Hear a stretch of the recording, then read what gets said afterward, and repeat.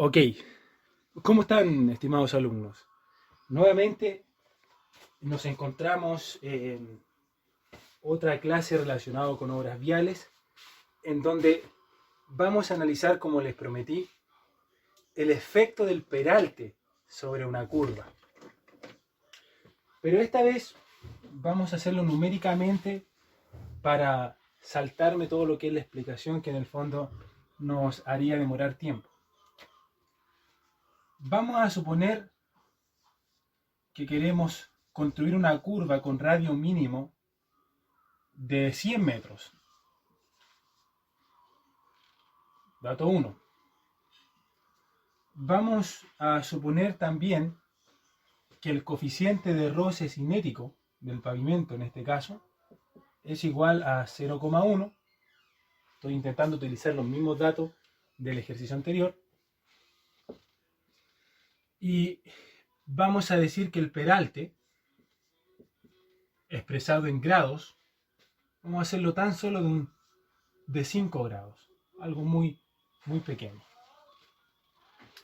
Perfecto. Vamos a analizar primero cuál sería la velocidad de este auto cuya masa, coloquémosle 2 toneladas.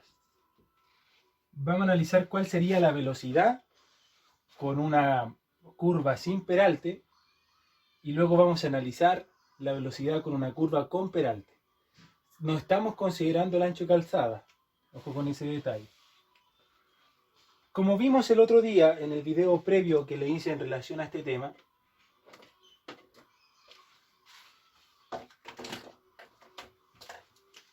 llegamos a la conclusión que nosotros decíamos que la fuerza centrípeta o centrífuga es igual a la fuerza de roce. Esta de acá nosotros la obteníamos mediante la masa del cuerpo por la velocidad al cuadrado partido en el radio, y esta simplemente es una multiplicación de μ, que en la norma ustedes lo van a encontrar en el manual de carretera con T, por la normal, y la normal no es nada más que m por g. Ya se dieron cuenta que las masas se van y que la velocidad se hace independiente de la masa. Muy por el contrario, solamente va a depender del coeficiente de roce cinético del pavimento, va a depender de la aceleración de gravedad y del radio de curvatura propiamente tal. Despejamos la velocidad de acá, nos va a quedar μ por r por g, aplicamos raíz y obtenemos que la velocidad para una curva sin peralte, es decir, no peraltada, va a ser igual a 0,1 por 100, que es el radio, por 10, que es el valor que yo utilizo. Me quedaría 0,1 por 100 por 10, todo eso en raíz. La velocidad con la cual debo enfrentar esa curva para no salirme trayectoria es de 10 metros por segundo. Sabemos que 1000 metros es 1 kilómetro, como también sabemos que 3600 segundos es 1 hora. Vamos a transformar esa velocidad entonces multiplicándola por 3600 y dividiéndola en 1000. Estamos frente a una velocidad muy pequeña de 36 kilómetros hora. ¿Ok? En el video anterior de la clase de obras viales, donde empiezo con la velocidad del proyecto y analicé esto, fíjense bien los números, porque creo que hay un error de cálculo. Creo que dividí por 20 cuando debería haber dividido por 10. Así que corrijan ese detalle, de todas formas es pequeño en relación al planteamiento del ejercicio. Voy a ver cómo se está viendo.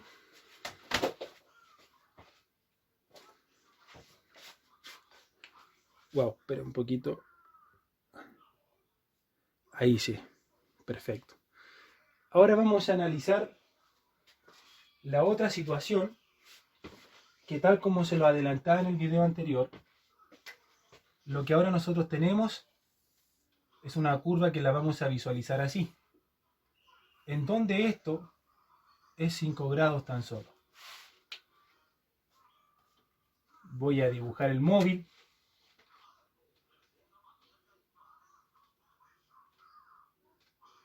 Ahí está. Ahí está el que va conduciendo.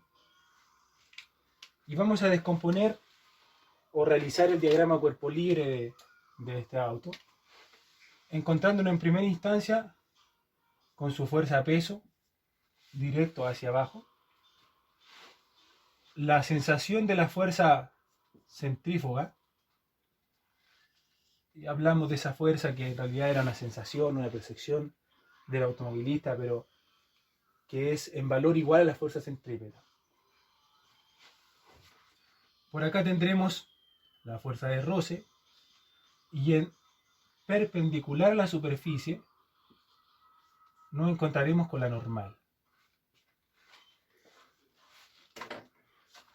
En primer lugar necesitamos calcular la fuerza de roce, y esa fuerza de roce es el coeficiente por la normal. Y ustedes saben que de la sumatoria de fuerza en I igual 0, de lo que está acá, deberíamos ser capaces de calcular el valor de la normal. El tema es que vamos a empezar a tener componentes de cada una de las fuerzas participantes. En primer lugar, si hacemos un plano de referencia, nos vamos a encontrar que la normal va a estar relacionada con la componente, en este caso la componente I de la fuerza de peso. Y obviamente también eso aportará un vector. Ese ángulo de 5 grados se desplaza aquí, se lo pueden corroborar ustedes por geometría. Y luego tendríamos que hacer el balance entonces de las fuerzas en esa dirección. Pero también podemos descomponerlo. Dejen ver cómo se está viendo en un segundo. Ya muchachos, vamos a hacer la parte 2 con situación de peralte. ¿Ok? Voy a recurrir primero a graficar la situación. Voy a hacerla acá. Para ir avanzando hacia allá. Fíjense bien. Tenemos nuestra curva con un peralte de 5 grados. Tenemos nuestro automóvil por acá. Bien. Tenemos un peso normal que equivale a P, la masa del objeto, la aceleración de gravedad. Tenemos una fuerza de roce, F sub R según mi notación, y tenemos la normal. ¿Ok? Y también tenemos una aceleración centrípeta que es la que nos va a tirar hacia el centro. Por lo tanto la voy a dibujar acá como A sub C. Ok. Voy a plantear el diagrama de equilibrio, y esto es muy importante para que puedan entender el ejercicio. Primero, yo requiero saber cuánto vale la fuerza de roce. Y esta fuerza de roce es la multiplicación de un coeficiente por mi normal. Pero la normal resulta que la tengo que sacar de la sumatoria de fuerza en I, suponiendo condición de equilibrio. ¿Ok? Así. Eso significa que hay un par de fuerza acá que yo debo descomponer. Y esos, afortunadamente, los saco de la descomposición de mi fuerza-peso. En donde yo tendría P sub I y P sub X. ¿Ok?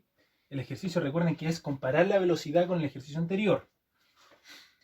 Si dibujamos un pequeño triángulo rectángulo acá en este sector y denominamos P a ese señor y P sub I a estos vectores y 5 grados, fácil se nos hace darnos cuenta que sería entonces P sub I el coseno de 5 grados por P.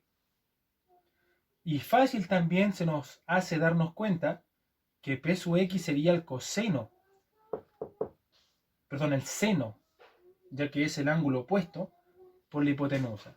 Ustedes, si quieren, lo corroboran pasando el P para allá y les va a quedar la trigonometría como quizás la han estudiado en otros años. Estamos haciéndolo como paréntesis matemático, todo el sector de acá. A ver, según esto, la normal tiene orientación positiva, n, positivo. Recuerden que estoy tomando un plano de referencia inclinado. Ahí estamos. Y esa n debe ser igual a la componente i del P. En otras palabras, n debiera ser entonces, según esto, el coseno de 5 grados por P. N. Eso nos permite entonces poder calcular nuestra fuerza de roce y lo único que hacemos es incluir el nu para que se componga nuestra fuerza de roce, que la podemos deducir mediante la sumatoria de fuerza en X en ese plano inclinado, que es justamente lo que voy a hacer ahora. Planteo la sumatoria de fuerza en X y veo quiénes están participando en X. En primer lugar, esta fuerza de roce negativa menos F sub R, que ya sé cuánto vale, menos esta fuerza, ese vector que está ahí, que es menos P sub X. Y eso tiene que ser igual a una fuerza resultante porque hay una aceleración que me está tirando hacia el centro. ¿Ok? Y toda fuerza se compone por masa por aceleración, pero en este caso es una aceleración centrípeta. Y como va hacia X negativo, con menos también. ¿Ok? Reemplazamos. F sub R no es nada más ni nada menos que μ multiplicado por el cos de 5 por P. ¿Y quién es P? Masa por aceleración de gravedad. Menos P sub X. ¿Y quién es P sub X? Seno de 5 grados por P nuevamente. ¿Y quién es P? Masa por G igual a menos M por A. Entonces, antes de tener que factorizar, lo que hacemos es directamente suprimir nuestras M's y suprimir los negativos, ya que todos son negativos. Esto es lo mismo que haber factorizado por menos M. Exactamente lo mismo, pero lo hago para ahorrarme ese paso. Perfecto. Queda espacio todavía en la pizarra. Entonces, nuestra aceleración centrípeta, que ya en el video anterior vimos que era velocidad cuadrado partido en R, nos va a quedar μ cos de 5 por G, la G no la he eliminado, menos sen de 5 grados por G igual velocidad cuadrado partido en R.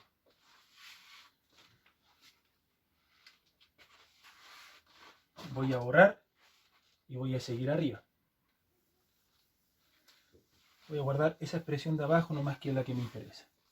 Entonces lo que voy a hacer ahora es reemplazar, y como ya nos dimos cuenta, hay una independencia de la masa. Igual que recién. Reemplazo.